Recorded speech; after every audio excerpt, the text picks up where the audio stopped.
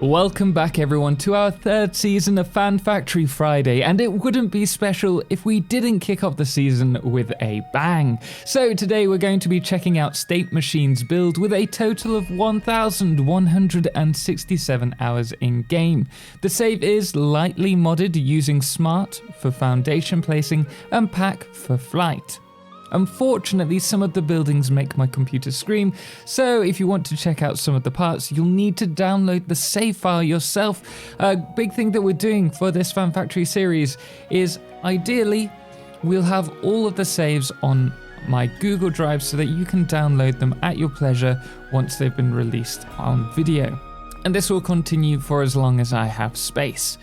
So let's get into it. Now the goal of this build was to build a mega factory base, and for State it's more about making the factory look cool rather than the actual production of stuff. So pay attention to the architecture and the ideas behind the engineering for this.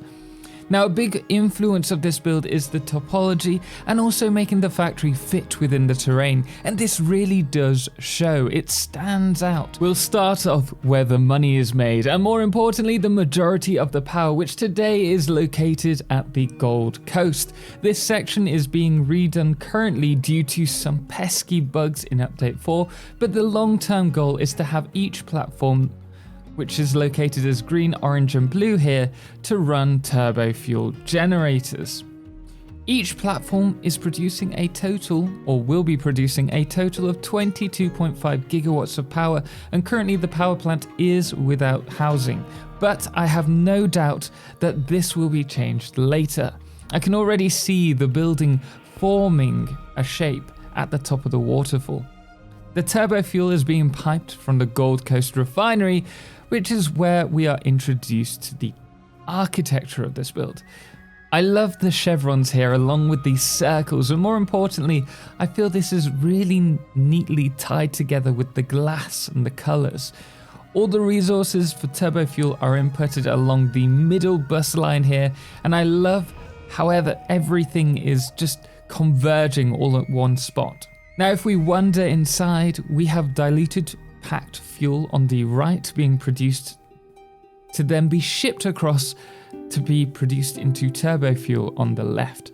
A lot of the logistics goes into making this work and is done along several layers underneath. Heading to the Northern Rocky Desert, we travel along a rail line promenade or bridge, and it's simple but fits really well with the style of the build. I think it really looks nice. The train junctions really are exceptional, and though it isn't complete, you can see it really taking shape. This here is the distribution center, and it's very similar to our approach with the train station Nexus in our live streams. Resources are brought here and then redistributed where required. Now, my PC struggles in this location, but you can see the amount of organizing that's been done here. Our next station before heading to the main factory is the Sand Castle. Here, State Machine has all the concrete brought from across the map. I mean, all the limestone brought from across the map into this one section.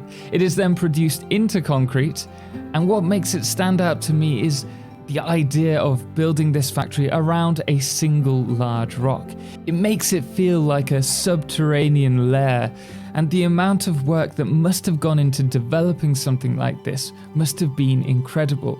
I love the gaps from outside, and the curves really do finish off the look for me. Next, let's head over to the Crater Lakes. Located here, we have a basic coal generator setup, which nicely fits around the lake. But more importantly, we have this aluminium production building. Again, the curves are beautiful, and all the hand-painted walls really lift this building up.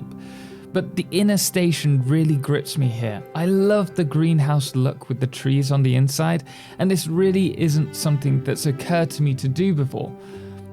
I love it. Following the rails around the cliffside, this is actually my favorite spot. There's the waterfall beside the rail, and it really does remind me of my time in Bolivia and Peru traveling. But I love that the supports are intermittently spread out rather than constantly put throughout the cliffside.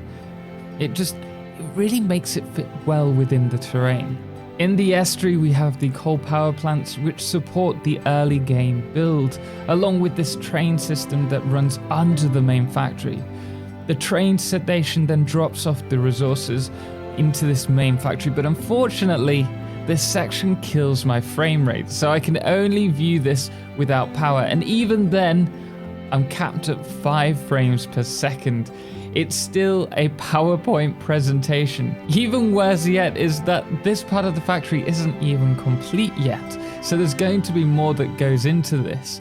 There are various production lines along with a cool looking storage area, but if you have a strong enough PC, I really do recommend that you try and check this out because it's not really viewable with my poor computer, I'm afraid. This area is also where he started his factory. It's a little mismatch, but stands out on its own, and each area is smelting ores to produce items in the main factory. The waterfall area has another gorgeous white building where the Caterium is being smelted, and I love the idea of trains running through the middle.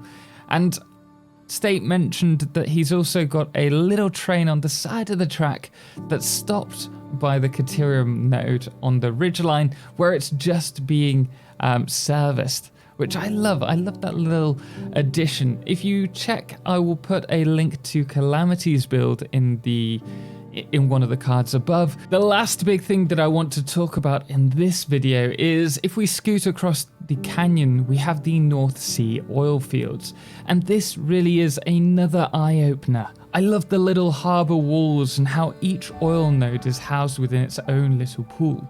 The pipeline work really is fantastic, and all of this is pumped to a buffer station.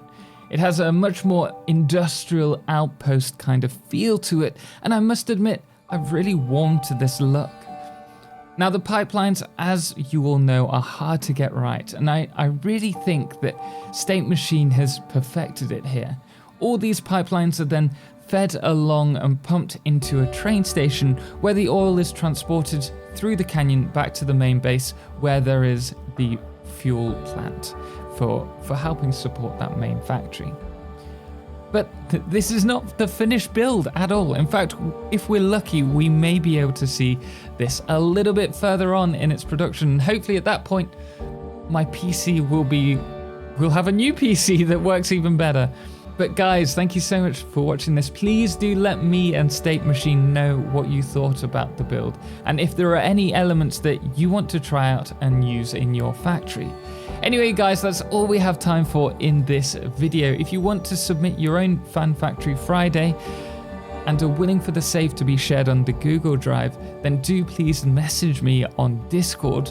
The link will be in the description. And obviously, if you did like this video, please do drop a thumbs up. And if you want to see more Fan Factory Fridays, don't forget to subscribe. And a huge thank you does go out to State Machine for kickstarting Season 3, as well as our amazing supporters, most notably our Solar Eclipse Patreons, The Calamity and Cerebral Tag, as well as our Lunar Eclipse Patreons, Chris McCabe and Lord of July, as well as our Blood Moon of the Day, Jimmy Rogers.